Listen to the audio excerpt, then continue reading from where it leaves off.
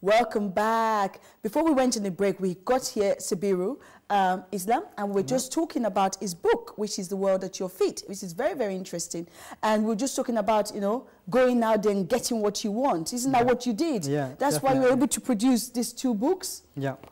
Which has been one of, I suppose, it's one of the foundation really for your motivational speech. Exactly. But this is interesting because also, before we go further into this, I think you've also got the teen as well. Is this the same? Yeah, the teen entrepreneur. I'll tell you the story behind that as well. Because having written a book, a lot of young people were coming up to me and saying, Sabirul, you've given us this inspiration through your public speaking, through your book. It's fantastic. You've given us this belief, you know, that we can do something in our life. But how do you run your own business? What is sales? What is expenses? What is the concept around, you know, being an entrepreneur, running your own business? And that, you know, finally clicked in that, hey, these young people actually want to start their own business. Wow, I'm thinking something's really clicked here.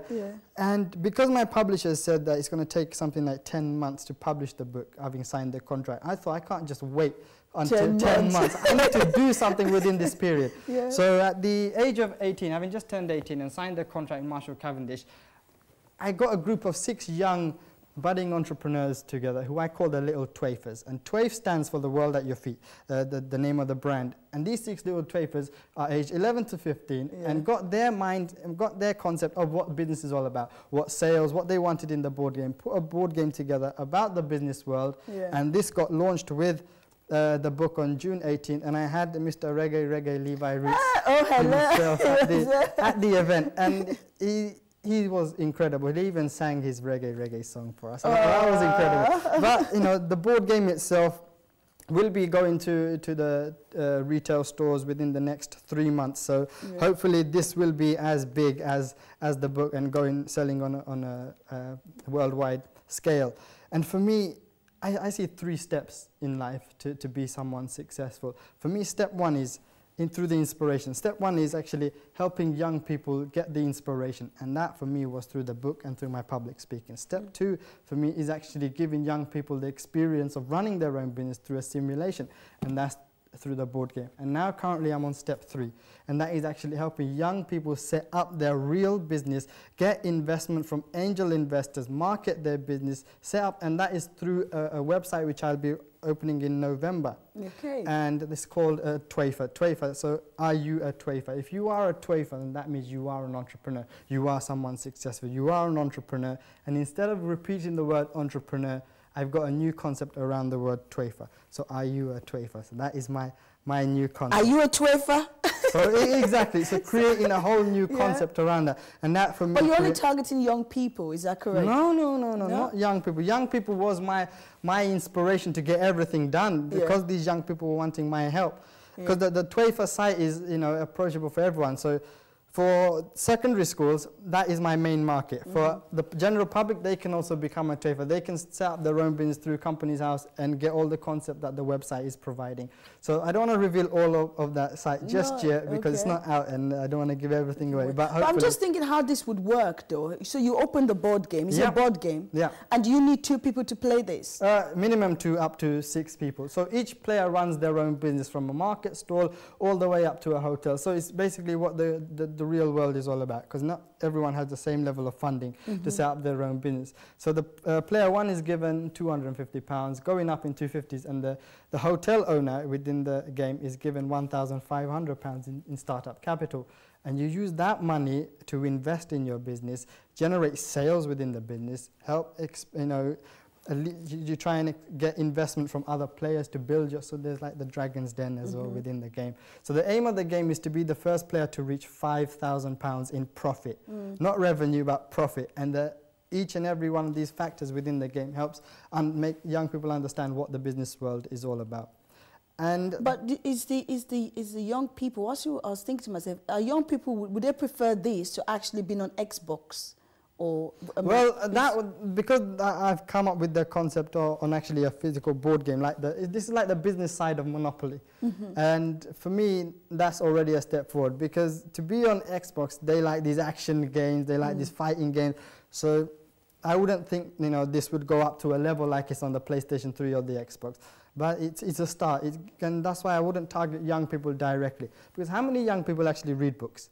Not many. Not many, no. That's why I didn't target the young people directly. I targeted schools, colleges, universities. They buy the book, put it in the English language, put it in the, you know, any library, subject, business subject, you know, library, anything like that. And then young people pick it up and read it. And that is an incredible approach. To not just approach young people in the young person industry and say, would you like to buy my book? No. I'd get the, you know, hands up straight away saying, I don't think so. No, that's true. So tell us, what is a typical day for you as a young businessman? What can I say? What is it? So you wake up in the morning, so what do? You just, okay, that's it. I've got, you know, what is your typical day like? Or typical week, I should say. Because you're busy. Yeah, because every week something new happens. Something new, because being an entrepreneur, sometimes luck needs to be on your side. But you shouldn't just rely on luck. Hey, tomorrow morning something big is going to happen. No, that's not the only way forward. But something lucky does happen. Because when I was 17, I actually took a punt at advertising. I paid £600, my first ever advertising on this magazine. Yeah. And it's called Success Mag. And nothing really happened. Nothing really happened for 6 months. And then I get a call from Nigeria, a person in Nigeria. Again? Yeah. And what happened was, this person in Nigeria said they got a copy of this magazine because because this magazine went to universities across the UK. Yeah. And that person took this magazine to Nigeria, and it fell into the hands of the wife of Nigeria's first president. Wow. Professor Uche Azikiwe. And what happened was, I was invited in July this year to go and speak at a summit where over 3,000 young people attended in Nigeria. And that for me was the most beautiful experience. I even celebrated my 19th birthday away from home in Nigeria. And it was an incredible experience because it wasn't just like an unexpected thing. Once I stepped out of the airport in Enugu, having gone to Lagos, then traveled to Enugu, my face was in billboards, posters, magazines, everything. And I felt like a celebrity at that time. And it was, because here in the UK, I generally speak to a group of young people in schools, you know, 250 up to 1,000 young people. But to have spoken to 3,000 young people in Nigeria, it just blew me away. The fact that these young people wanted to create something, create an opportunity in a country that is, you know, struggling, you know, foremost. And that for me, they wanted my help, my experience, my word of advice.